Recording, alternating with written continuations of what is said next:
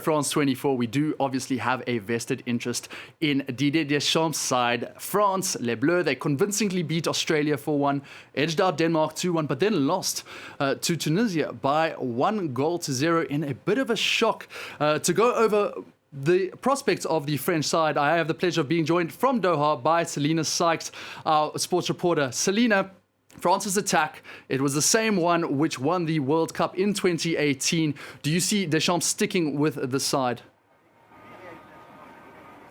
Well, I think that's the part of the field where there is probably the least debate, a fearsome up front with Mbappe, Griezmann and Giroud. Really a little debate, it has to be said. The Team B that played against Tunisia weren't really up to scratch, were they, with Guendouzi, Coman and Colomwani making a little impact. So I think there's little debate. Perhaps maybe France are a little bit too reliant on Mbappe when he was thrown on against Tunisia. It was really quite evident that his absence during that game was very glaringly obvious. Perhaps maybe a bit too reliant on Mbappe, but a fearsome up front nonetheless, and one that will be feared throughout this World Cup.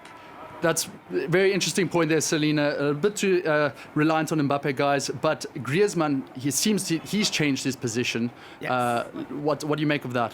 He's a hard worker, Griezmann, and we saw it at his club of Atletico Madrid.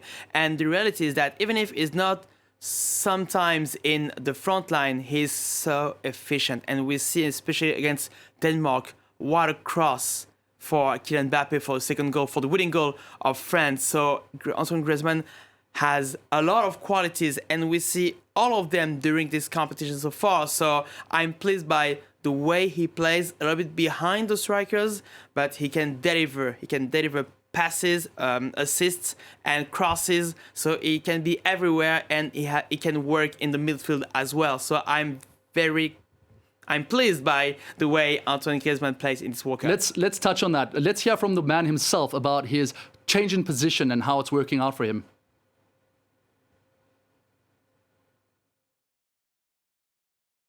I owe him a lot. He was the one who called me, and since then, we have not left each other. It's a very nice relationship, and I owe everything to him as a team of France. And that's also why I said earlier, I give everything for the jersey, for the France, but also for him. So that's actually Antoine Griezmann talking about his relationship with Deschamps in relation to how he has been playing on the field. For more on that positional change, I also now have the pleasure of being joined by a man who scored 4 goals for France. Former Manchester United, Everton and Fulham striker Louis Saha is joining us now at France 24. Louis, a fantastic privilege to have you on with us. Was there ever a time when you were being used in the international setup and your position was changed, but you felt it really benefited you surprisingly? Yeah, it does happen. But when you have the chance to represent your country, you're so happy to be on the field on any position. I'm not gonna say that I'm gonna happy to be left back or right back if I'm not gonna play well. But in terms of trying to see the comparison with Griezmann's situation, especially with the injury of Karim Benzema, it was an opportunity for him to actually shine in that kind of era. I think he done really well, and this is really, really important that he listened to the tactics and to the requirement of Didier Deschamps. He done really well. There is obviously big steps coming where the opposition is going to be a bit harder, asking him to do way more in every part of the field.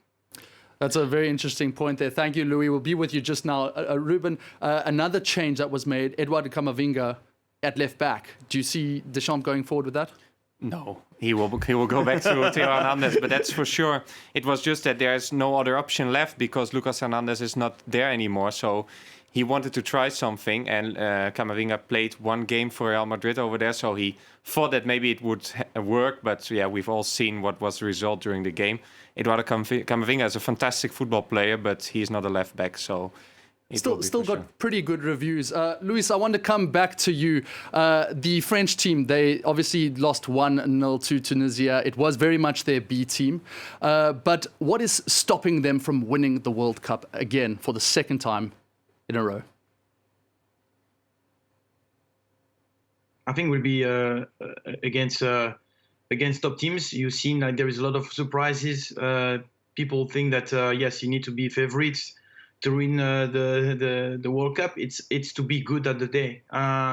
Any times got like 2 or 3 players, so you need to be very focused to make sure that you reduce the amount of errors you're doing during the game.